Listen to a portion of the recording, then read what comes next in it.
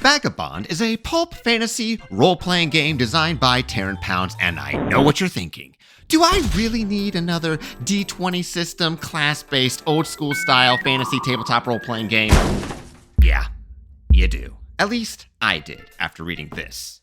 And I'll tell you why. With so many fantasy tabletop RPGs fighting for your attention, what's gonna ultimately make you pick one dragon game over the other is not a promise of epic adventure, nor the slight mechanical differences that makes this game's dwarves different than that game's dwarves.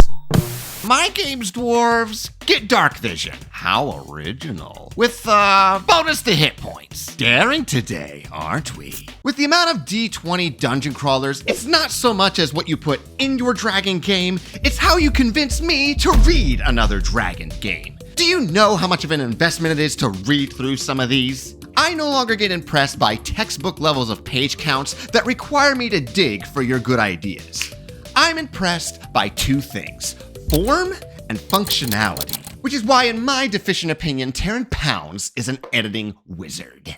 In about 200 pages is a game system that contains its core mechanics, 7 ancestries, 18 classes, 101 perks to further customize those classes, a unique spell system where players get to mechanically customize what their spells do, a bestiary, a solo quest, and some straightforward, no-nonsense game mastering guidelines in the back. I have a confession. I've mentioned in some previous videos about my homebrewed hodgepodge of a Frankensteinian rule system inspired by some of my favorite game mechanics in this hobby. What I haven't told you is that I secretly dreamed of when I too could go on the inevitable D&D tuber journey of offering my own deficient fantasy TTRPG for you at home to experience my brilliant, deficient game design. Nope, Vagabond beat me to it. This game is so mechanically aligned to what I was doing at my own table, and edited and formatted in such a way that makes it effortless to read and run at the table for actual tabletop play. I just scrapped my whole homebrew to play Vagabond instead. So thank you, Taryn, for making the game of my dreams. I love you. I hate you. But let me show you why you might want to make Vagabond your fantasy game of choice, using some actual examples of play. Let's start by making a character, because my favorite way to get a tabletop game's first impression is to look at its character sheet. We have 6 core stats along the side here, with one of them being luck. I love a good luck stat in my dice games, because I'll have these moments where I want a player to roll for something that doesn't apply to any of their stats, but I still want their character to have an effect on the roll. Did they step on that pressure plate? Did they just happen to pull the right book on the shelf that opens the secret door? Did they manage to peel off Boardwalk from their McDonald's Monopoly Happy Meal? Roll for luck. Aw, dang it. For our 6 stats, you will pick or roll from a list of stat arrays and assign them in any order you choose, with stats ranging from 2 to 7. These 6 stats will determine your difficulty numbers of your saves, skills, and attacks. But now, we're gonna do something all tabletop players loathe. But just this once, and never again. We're gonna do subtraction. For your skills and attacks, take the stat that is referenced in the brackets and subtract that number from 20. If your chosen class says you are trained in a particular skill, such as the alchemist being trained in craft and 4 others of our choice, you double your stat before subtracting from 20. This system is similar to what we call in the business as a roll-under system. In many modern systems like 5th edition or Daggerheart, the game master comes up with a number in their head for how difficult a task should be. And then the player rolls their d20, adds some modifiers, and then asks the GM if they rolled higher than the imaginary number in the GM's head. Roll-under systems like Basic Expert D&D, Old School Essentials, and Dragonbane effectively has the player roll a d20, do no math, and compare what they rolled to the appropriate stat or skill to see if they rolled equal or lower than the stat number. Now, I do prefer roll-under systems instead of GM-determined difficulty checks, but it's more of a preference with the types of players that I'm around. With roll-under systems, the player immediately knows if they succeeded or failed. No ambiguity. But with GM-determined difficulty checks, you often have that... 13? Sure. Some days, kicking down the door is a DC 12, but then other days it's a DC 15. It's such a minor quibble for me, but it's one less responsibility I, the GM, have to do if the players can both roll their dice and immediately tell me if they succeeded or failed. That said, the one thing I dislike about roll under systems is that the game wants me to roll low. Or in the case of my beloved Old School Essentials, sometimes I want to roll low and sometimes I want to roll high for attack rolls. When I had a new player ask me, do I need to roll low or high here? I felt like we just hit a pothole a little too slow. And now there's this clunking sound below the game engine that I just can't ignore. Dragonbane and other game systems that only want you to roll low don't have this issue, but I grew up playing Pathfinder and D&D 5th edition where big number make dopamine. Getting excited for a natural 1 in Dragonbane feels unnatural. All that to say, Vagabond solves my mechanical preference by being a roll under system where you want to roll high. Attacking a monster, meet or beat your melee difficulty. Casting a spell, meet or beat your mysticism. Now, before I can know what these difficulty numbers are, I need to choose what our ancestry and class is before we can know what skills we're trained in. So in this example, I'm gonna pick a Halfling Alchemist. Now, a good number of these 18 different Vagabond classes will sound familiar to you, like the Barbarian, the Fighter, the Rogue, or the Wizard. But we have some less typical classes available, like the Dancer, the Gunslinger, the Magus, the Merchant? The entirety of a class is contained within a single page, not including its art. We get a list of iconic archetypes for this class for inspiration, a brief overview of the class's playstyle, and the abilities they gain as they level up from 1st through 10th level.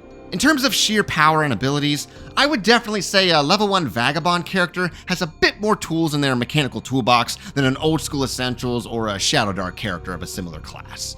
Finishing up character creation, I'm going to note my 2 starting class features, and one of them says I gained the Deft Hands perk. Now, in a lot of old school games like Shadow Dark or Old School Essentials, player characters don't really get any additional features besides a new spell or 2 if you're a wizard or a cleric. Classes in these games tend to get all of their features at level 1, and then their numbers just get better as they level up. Vagabond's class advancement adheres more towards modern games, where your character is gaining something new every level. But every odd level after 1st, you are further customizing your character through perks. At first, perks reminded me of feats back in my Pathfinder days. And if you know me, you know I am not a huge fan of incremental bonuses and skill trees like I'm playing a video game with extra steps. But I also understand how systems like feats allows a player to better express their characters through the game's mechanics. The only feat system I liked was Dragonbane's heroic abilities, because they either gave you a new tool in your character's toolbox, or could even completely redefine your character's style in play. Vagabond's perks feel the same way. There's no +2 here or ignore a typical penalty over there. Every perk requires you to either have a stat up to a certain number or you're trained in a certain skill, or have access to a specific spell. And every perk is only 1 sentence or 2 that you can actually fit in on your character sheet. There's no subclasses in Vagabond, thank God, because you can basically design your own subclass with 1 or 2 perks. Any spellcasting class can now be a Necromancer. Just pick Necromancer and Reanimator. Want to be a Witcher? Pick Salvinist. Want to be Gambit from X-Men? Cardistry. But let's see Vagabond in action, shall we? I'm going to keep my Alchemist and the rest of my adventuring party at level 1 for our combat breakdown.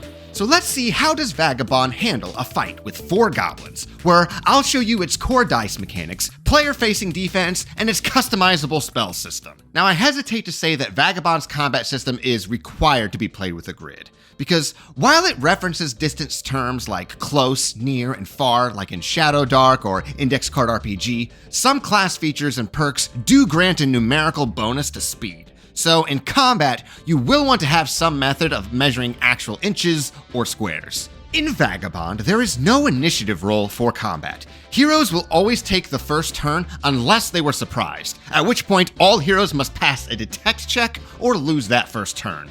Let's have our Alchemist take the first turn.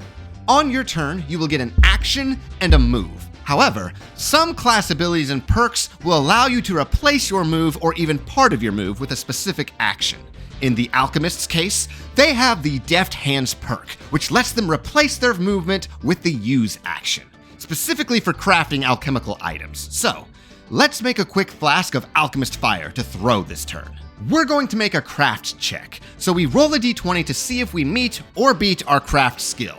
In our example, we're just making a straight roll, so our alchemist will spend 5 silver and successfully crafts an alchemist flask on the spot. If I want to throw this thing, which I do, the alchemist will make attacks with their alchemical items with that same craft skill. I can throw this alchemist fire at a goblin at near range, which is about 30 feet. But I can throw it up to far range, which is anything beyond 30 feet, with a hinder. In Vagabond, the only time we'll add a modifier to the d20 roll is if for any reason the roll is considered favored or hindered, which acts a lot like advantage and disadvantage in 5e, but except this time, we're either going to add or subtract a d6 to the roll. Now remember, I'm not trying to hit the goblin's AC like in D&D. I'm trying to meet or beat my own craft check. Kobe! A 17 minus 4 is 13, which is a success compared to my craft skill. The alchemist whips up an alchemical fire and chucks it at the goblin for 2d6 of damage. And that goblin is now burning for cd6 damage at the start of its turn? Now let me show you a couple of things here. Armor in Vagabond acts as damage soak. So any armor value listed on a character is subtracted from each source of damage. Our goblin has 1 armor and will take 2 damage since we rolled a 3 for our alchemical fire. But it's burning with a cd6 damage. C stands for countdown. At the start of this goblin's turn, I will roll a d6 and it'll burn for that amount of damage. But if I ever roll a 1 on my countdown die, the die size drops down to the next lowest size. And in Vagabond's case, the d4 is the smallest die. So the continuous burn effect would shrink to a d4 of damage every round until we roll a 1. With that extra d6 of burning damage, we have dropped the goblin's HP to 0 and, purged it with fire. That ends the alchemist's turn, so now let's take a look at the wizard as they take their turn. Perhaps Vagabond's most unique mechanic compared to its predecessors is its magic system. Our level 1 wizard gets access to 4 spells and 4 maximum mana. Probably the best way I could describe Vagabond's magic system is that I want you to imagine that you have access to 59 different cantrips available to you. Pick 4. And for our example, let's just look at 1. Freeze. Here we get a short description of what this freeze spell can do. Whenever you cast a spell, you must answer these questions 3. Question the first. Are you trying to deal damage, cause an effect, or both? All spells deal a base 1d6 damage if it has a damage base listed, like cold for the freeze spell. If you want your spell to deal both damage and use its unique effect, you must spend 1 mana to upcast your freeze spell. If you just want to deal 3d6 damage with your free spell, for instance, you must spend 2 mana to upcast it. Question the second. Who or what are you targeting with this spell? Spells are casted without a check unless the target of your spell is an unwilling creature. In our combat example, let's say this wizard wants to hit as many goblins as possible with their freeze spell. So we'll have to make a spell check with Arcana. And we want to turn this spell into a frost blast emanating from the wizard. So that will cost us 2 mana to create the aura delivery. But that leads us to question the third. How long does your spell effect last? If you want an effect to last longer than just your first turn, you have to focus on the spell. You typically cannot focus on more than 1 spell at a time, but as long as you are focusing, the spell effects will happen continually at the cost of 1 mana per additional turn of focusing. So, our wizard wants to hit as many goblins as possible and deal at least 2d6 of cold damage. The highest amount of mana our level 1 wizard can cast is equal to their reason stat plus half of their level rounded up. So we can easily blow up to 4 of our mana on a single spell if we want. Our wizard moves into position, and on their action will cast Freeze, spending 2 mana to deliver it as an aura around her, an additional 1 mana to increase that aura's radius by 5 feet so we can hit all the goblins, and 1 more mana to deal an additional die for 2d6 total of cold damage. She just has to meet or beat her Arcana roll. We've wiped the floor with these goblins, but I want to show you how player-facing defense works. So let's bring in a Quantum Ogre. Enemies do not make attack rolls in Vagabond. The stat just lists the damage die. Rather, targeted players will make either an endure save to block or a reflex save to dodge. If you're blocking a ranged attack, you will make that roll with a hinder. And if you're ever dodging in heavy armor, well, you'll also roll with a hinder. If you succeed, though, you ignore the attack's highest rolled damage die. If there's ever any extra dice in that roll, or if you failed your block or dodge, you will subtract the amount of damage you took by your armor value, if you have any. And that is the basics of Vagabond. It wears its inspirations on its sleeve, but it takes the best parts of the games that came before and edits it into a tight, approachable format that feels like it was made just for me. You can pick up Vagabond with the link below, and I am not sponsored, but I was provided the wet copy to review, as my personal copy and all the early physical backers are expected to be fulfilled this month. Your copy will have a nice green ribbon to keep your place compared to mine. And if you just want to sample the system, you can pick up the Basic Heroes Handbook, also in the link below. What gets me excited to run Vagabond is not some mind-blowing game mechanic never before seen under the sun that would make Reiner Knizia finally retire. It's in its presentation and ease of understanding of these familiar ideas. It's a love letter to the fantasy adventure games of old, written in a modern way that makes going back to the old stuff, and even some of the new stuff, a chore to read through and reference before a game. Vagabond is my personal fantasy system of choice, and I want Terran to make more of it. But what are your thoughts? Are Vagabond's mechanics and layout enough to sway you to try it? Let me know below. And if you want to see how some of the new mainstream tabletop games play, well, watch this next.